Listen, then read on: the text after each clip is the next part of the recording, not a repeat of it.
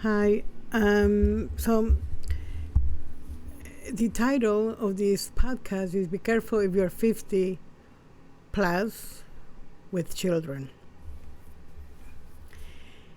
And if it sounds a little alarming, that was the purpose to get your attention.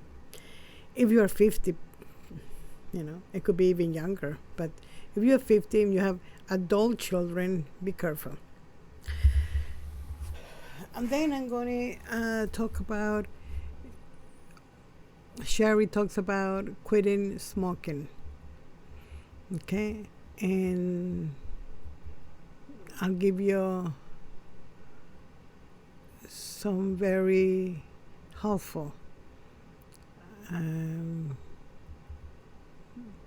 information that would help you quit anything that you feel is detrimental, not beneficial, or simply you just want to quit. So, when you reach 50 and you have adult children, even before that, you always hear that people who have children, I don't know how many of you have children, but you always hear that as a joke that your children know better than you now. So they are 12, they are 13, 15, whatever age, and suddenly you don't know anything. They know it all, and they know more than you. Okay? When they're little, they believe everything you say, but once you get a certain age, a teenager, they become more independent, and the influence is very strong that comes from other people, social media, or whatever. Now, that part is essential for the child to become, independent, because they need to be, maybe not independent financially, but they need to be their own person. They need to figure out who they are. They can't just go by whatever you say. So that's healthy. The problem is that you get a certain age and then they start telling you what to do in a loving way, right? Like, hey man, you should go to the gym. Oh my, why are you going to the gym so much? Oh man, why are you doing this? Oh ma, or that, but especially the mother, especially if you're a single mom. And or they tell you why you're driving this way, or you're driving too slow, or you're driving too fast. And it begins little things that you don't pay attention to. And I will tell you that be very careful, because you get to a point, right, at your age, that it comes to a point where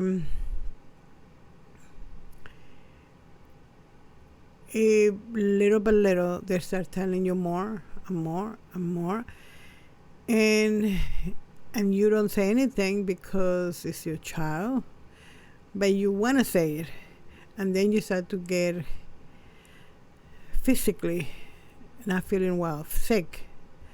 Maybe your back hurts, you can't digest food, you're constipated, physical things, right?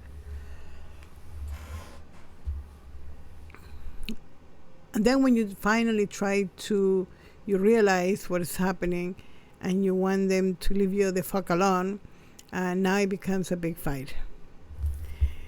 Especially if you're living with them. But another thing is that then they accuse you of maybe what's wrong with you, why you argumentative, why you arguing, you're forgetting things. They project, and now is something wrong with you if you try to put limits right?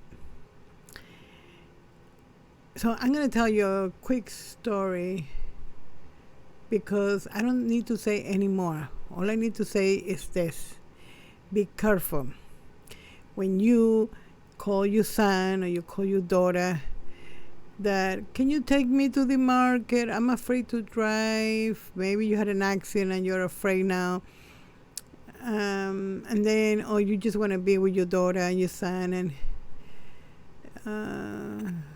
take me to the supermarket, take me to Walmart. I need something from the supermarket. You know, you start to rely on them more and more and more. Now, there's nothing wrong with you, hey, let's go have some coffee and bullshit for a little while, right? Than to say with that tone of suffering,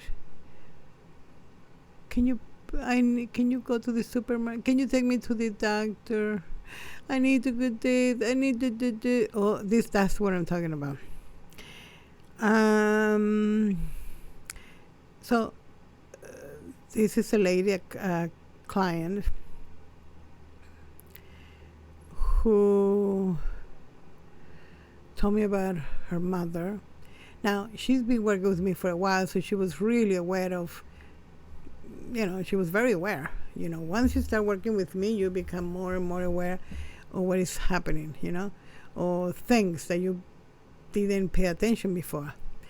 So she was aware that her brothers and sisters, she has, I believe there were like 5 of them, so there was a lot, maybe, I think it was 5 brothers and a sister, and then her.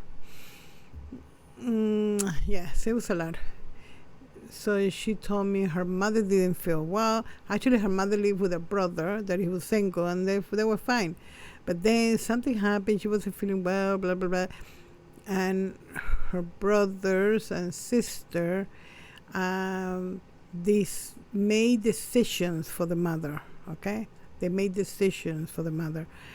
And they would talk to the doctor, and they're the ones who decide, not the mother, what she wanted. And she said she was really upset what was happening because they couldn't find what was wrong with her. She was having stomach problems and they couldn't find anything wrong, right? And so, and you already know what was the problem, right? You've been listening to me, so you know what was the problem. It was that she was holding a lot of shit inside, and she should have, actually, when the old saying that you take a lot of shit, now you know what happens, right? You can digest all that shit, then you're going to get sick. You get constipated, and you start having digestion problems. So it was shocking because the stupid doctors did radiation on her, chemotherapy. Actually, chemotherapy, not radiation, chemotherapy. And I said, there was anything wrong with her? Said, no. So why did they do chemotherapy? She said, because they couldn't find anything wrong. I said, but that's not the reason to do chemotherapy, because you can't find anything. Everything that it is emotional. It could have been emotional. It could have been something else. She said, yeah, but I was saying, no, don't do anything on her. And nobody's listening. And because there's 5 brothers and a sister, and I'm the only one against it, then who you think is going to win? Them, not me. And they don't listen to her. And she didn't want any of that. Well, they did it. And she kept, it was super quick, super fast. She started to lose weight and lose weight and lose weight and lose her hair. And now she was in bed, and then she died. And she was furious with the brothers and sisters. A horrible thing they did to the mother. And I said to her, what happened is she started to rely on them too much. And then they see her as a person that is not able to make decisions. They make the decisions for her. See? They took control of her because they saw her as somebody fragile and weak and not able to make decisions, like a child. and they became the parents. And I said to her, okay, your mother died, and yes, it was horrible, and there was no reason for whatever happened, but let me tell you something. You have a daughter, and she has children, and she's an adult, and you're 50 plus. I hope this is a lesson for you. Be careful. I know you've been, because she had a situation where, I'll talk later about this because it's will be too long, but basically, she was having horrible panic attacks and blah, blah, blah. And then she came to me desperate one night, and I worked with her, and it went away immediately. In about 10 minutes, she was already anxiety-free. She was good.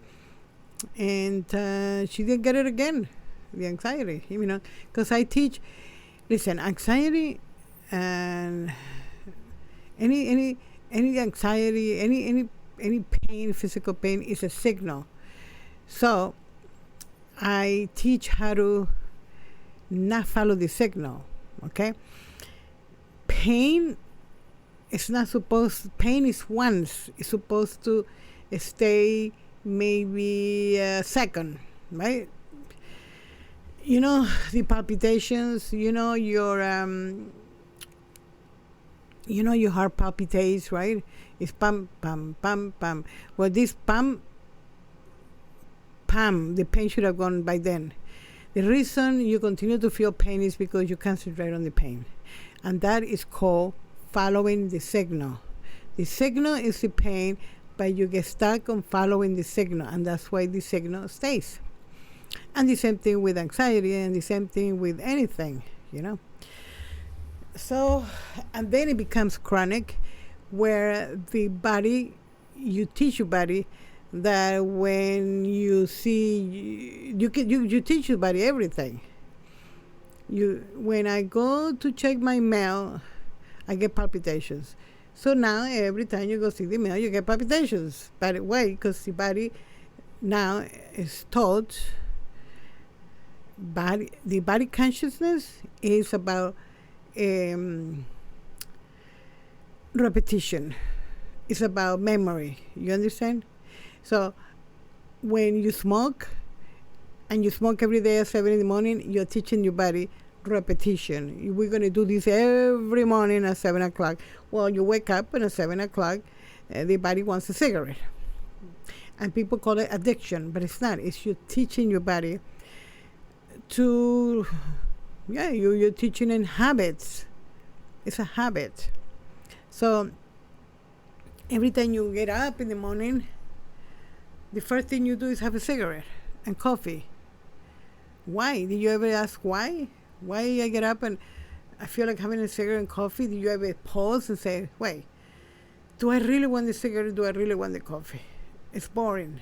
You don't ask, you just do it because it's automatic, And so the same thing happens with pain or with anxiety or anything like that, okay? What happened is you told your body to do that every single time. It's repetition. It's repetitive. Body, the body has its own consciousness. So the body consciousness is about you teaching in repetitive, over and over the same thing. Okay. And that's what you call chronic pain. You get the same pain in the same place, and if you don't do something about it, and especially if you're home and you kind of stay by yourself and you're not busy really, changing the environment. It's not talking on the internet. It's actually getting out of the room and going someplace else, getting out of your house. That's changing the environment. That's changing your focus. When if you're in a bedroom, you're concentrating on something in that bedroom. The way to let go of that thought or that focus is to get out of the room. So that's what it is, and that's what they call addiction. But an addiction, what they call addiction, unquote addiction, is actually a repetition, okay? That you got your body consciousness accustomed to this repetitive act, right? Now, to stop something, you have to give it 3 days. You don't do it the first day and then you're gonna feel like, oh, I want a cigarette, I want a cigarette, I want a coffee. Don't do it. Do something else. Change it.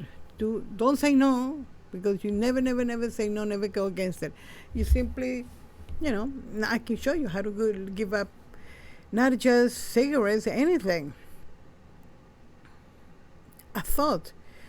People came to me with repetitive thoughts. In a chat, they didn't shut up. I told them how to do it. Don't never say, stop. I don't want to talk anymore. I don't want to think. Don't ever say that. And so you give it 3 days. By the second day, it will get better. But the third day, it's gone. The fourth, fifth day, is even better. Okay, so that was for Sherry. And also, when you have a cigarette, pay attention. Do you always do it at a certain time? Or when you're doing certain things? Pay attention. You sit down in the computer and right away you want a cigarette. It just goes with it. I'm going to sit down, I'm going to listen to this, watch this, and have a cigarette. When I wake up in the morning, I want to go to the bathroom. I want to go poo. Right? And nothing better than having a coffee and a cigarette and going to the toilet to go poo. Maybe when you did your work and now you take a break, you take a cigarette. People even talk about cigarette breaks. So pay attention, when is it that you feel that urge to have a cigarette? Your body's asking you for the cigarette because you told the body to have a cigarette at certain times. Now, what you do is, some people even smoke in the bed when they go to bed at night. They're in the bed having a cigarette. I can't imagine me going to bed with a cigarette. That's such as I know. But they told the body, and they want it. And what are you going to argue with? They say, well, that's horrible. No, they enjoy it. Well, unquote, enjoy it, because it's the body that is asking you for it, asking you for that cigarette when you go to bed. Some people, they just smoke and coffee. They got to go together. If you have coffee, you got to have a cigarette. So now what you do is pay attention when you're doing it. And after you do all the work, it's kind of like a reward. You're having a cigarette as a reward for all the work you did. Maybe you're stressed out and now you need a cigarette because the cigarette is going to relax you. What's so funny? Cigarette cannot relax you because cigarette is in the same family as coffee. It's an upper. It's a stimulant. It's a stimulant. So it cannot relax you, but yet people get relaxed. Actually, people get sleepy with a cigarette. They have coffee cigarette. I hear people telling me, clients, they will tell me that they wake up at 2 in the morning, or have a cigarette and go back to bed. No, worse, cigarette and coffee and go back to bed. That's the only way they could fall asleep, if they make coffee and have a couple of cigarettes and go to bed. If I have a couple of cigarettes and have a cigarette, there's no way I could go to sleep. You know what I mean? I would stay up for a while. So another thing that they taught us back in the days was I'm talking about 70s. In the 70s, it was very popular to have cigarette smoke. And 70s, 80s, you smoke because it was a hunger suppressant, right? When you smoke, supposedly you don't get hungry. And instead of eating, you have a cigarette and coffee, right? Well, it didn't work for me because every time I had a cigarette, I got so fucking hungry. Especially in coffee and cigarette. The insides were ripping apart, and I don't know, maybe why, because maybe my body got used to that. You have a cigarette, you gotta have something to eat. I don't know, but it didn't work for me. Cigarette made me gain weight, so I realized, and I see a lot of people that are very heavy, and they have smoking a lot of cigarette, and I'm sure in their head, this it's they feel like it's helping them. They'll eventually lose weight or something. I don't know, because the consciousness of the body is not what you would call. It doesn't make sense. You understand? It's not I guess in a way you can say it is not really, but in a way irrational. It doesn't make sense. So the body consciousness is not seeing. It's like blind. They're not seeing like, oh, you know what, cigarette, blah blah. No, they just want it, and that's it. You taught him to. It's like a dog. You train him, and he wanted. And somehow you decided that if you smoke, you're going to lose weight because they told you that, but in reality you're getting hungry, but you're not paying attention to that. You continue to eat and have a cigarette. Actually, after you eat, you have a cigarette. Maybe you're those type of people. I remember people that they ate, and after they ate a big dinner, they relaxed with a little coffee and cigarette, So anyways, so what you do is you try to think, okay, why? Why am I smoking? Am I enjoying it? I smoke too. So I used to, one day I just decided, am I having fun smoking? I feel like a loser. Seriously, that's what I felt. I felt like, here I am alone, sit down gotta close the doors, right? And I'm always concerned about the smell, so I will put it or make a jar with water, and I smoke it and put it in the water so it wouldn't have the smell, and cover it. And then I would be like, it's kind of boring. I'm having a cigarette. A cigarette is a social thing. So I guess if you're talking to people and laughing and having a cigarette, okay. But here I was in the house having a cigarette by myself, and I said, wow, it's so fucking boring. I'm not enjoying it. The taste in my mouth is disgusting. Another thing I notice is in the mornings I wake up with a horrible taste in my mouth. And I will buy the organic ones, okay? Organic, not even the strong one. But I wake up with have these, I don't know, like metal. I don't know. I don't even know. I couldn't explain what is that thing in my mouth, that taste, all right? And another, it's like toxic. I don't know, some kind of shit I used to taste. Another thing, I would get flames, right? And I would get, as soon as I woke up in the morning, I would feel like flamey, and I would spit, right? And it would be tar, like, dark. It shouldn't be dark. But that's because when you inhale, you have all this, the smoke. The smoke is dark. If you take a cigarette and you inhale it, right? Not inhale it completely, just leave it in your mouth. Take a handkerchief, a white handkerchief, or take a white cloth, and now blow through that cloth, and you see what color it is, okay? Now keep blowing and blowing and blowing for the whole day, and you see it will turn black. So it's the smoke that is creating those flames that in the morning. And I just didn't want to do that anymore. I just didn't want, and I stopped. Then I noticed, like now, when I wake up, I don't have any flavor, any taste in my mouth. I don't have flames at all. No flames. Clear or not clear, I don't have any flames at all. They're clear. I don't have that taste in my mouth, which was really bad, and so I decided I don't want to do it anymore. Now there are people that smoke. I'm not saying the cigarette is bad, and if somebody wants to continue to smoke, I honestly don't see. There could be many. Actually, the gases in the air, they're probably worse than a cigarette, okay? But it was me who didn't want it. Not because it was bad, it's because I just realized I was doing it as on automatic, I wasn't even enjoying it, the cigarettes. So I quit. In my case, I didn't even have to wait 3 days. I didn't feel like having it, and I never went back, But do I tell people to stop smoking? Never. I say that I have a friend that she said, "Oh my God, I just I want to quit smoke." I started.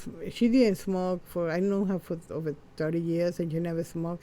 And all of a sudden, she started smoking. And she said now she wants to quit, but she can't.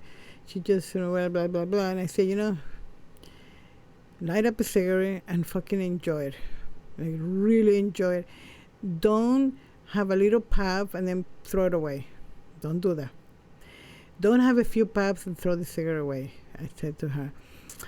Because the body feels like, hey, I didn't get to finish it and I want it again. So he's going to ask you for another cigarette during the day. Even a few minutes later, he's going to ask you for another one because he feels like it wasn't completed, It wasn't complete. There's something missing. I want more. So what you do is enjoy it, right? The cigarette. And that's it. And now you're going to realize that, I have an urge to have a cigarette. Nah, I'll do it later. Don't say, no, I don't want no cigarettes ever again. Don't do that. Don't ever say, I'm going to stop smoking. Never say, I'm going to stop eating this. Never say, I'm never going to have sugar again. Never say it. Because I guarantee you that you're not going to be able to do it. That's a guarantee. Now, people say, I give up sugar for many, maybe they did it in a way that the way I'm explaining. But people teach you to say no to cigarette, no to drugs, no to sugar. It doesn't work. And if you want to see if it works, just look at people, what is happening in the entire world, not just the United States, in the entire world. What is happening? Is it working? It's not working. So, but you can say, in my case, when I want to quit something, I work with my body. How do I do that? I tell my body, I don't tell my body, I say to myself, I say, you know what?